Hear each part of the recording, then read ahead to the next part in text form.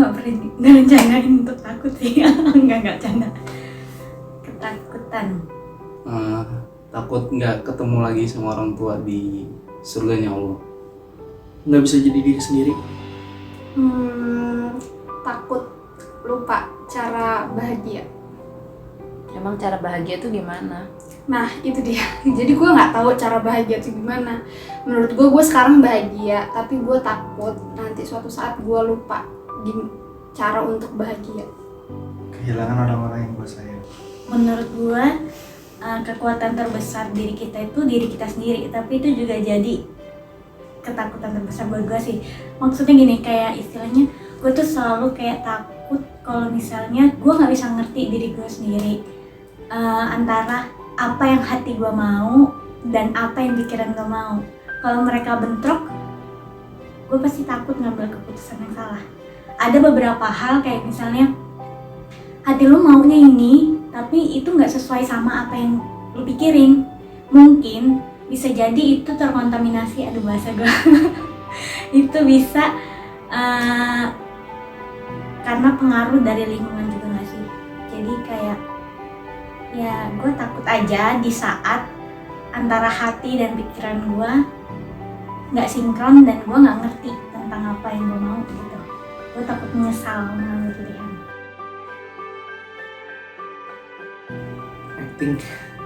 Acting aja sih biasanya.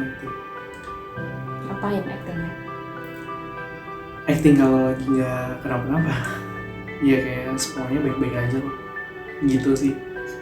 Yakin orang bakal percaya tuh?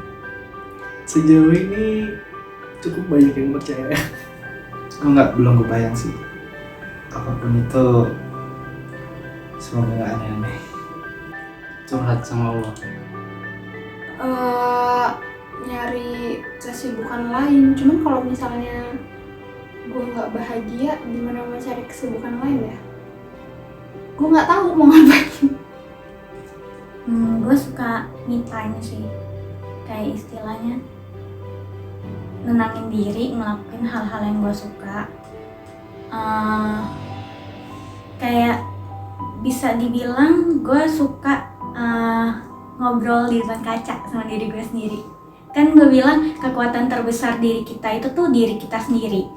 Walaupun kita mensupport itu tuh dengan lingkungan kan, dengan keluarga kita, dengan sahabat-sahabat kita dan lain sebagainya.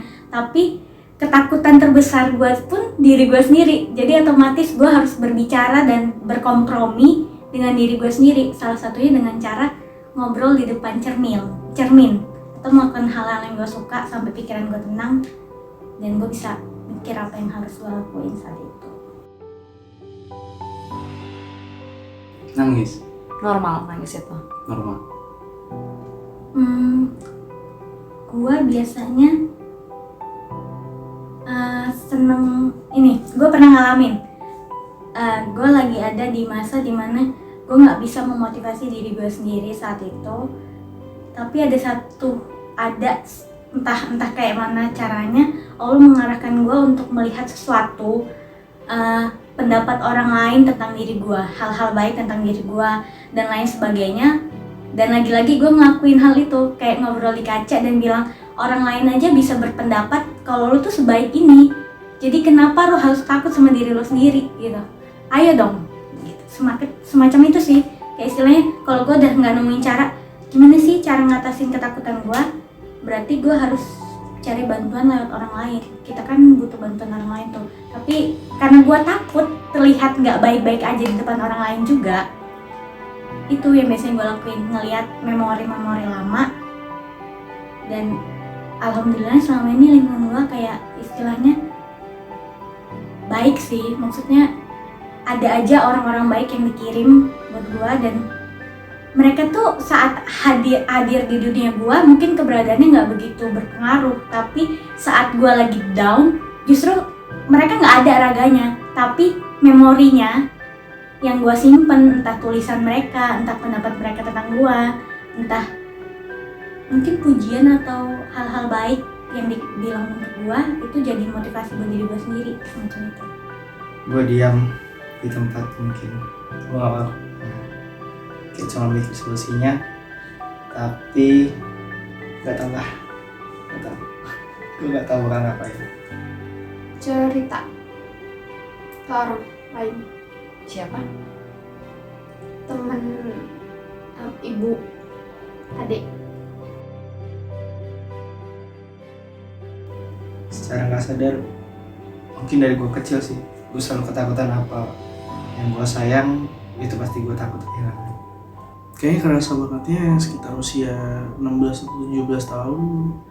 Tapi perasaannya udah dari kecil kayaknya.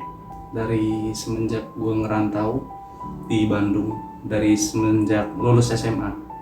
Sebenarnya udah dari dulu sih. Kayak itu tuh hal yang selalu ada di otak gue. Karena selama jujur gue nggak pernah merasa yang sangat tidak bahagia. Justru itu gue takut suatu saat gue jadi nggak bahagia dan gue nggak tahu gimana caranya biar gue bisa bahagia lagi.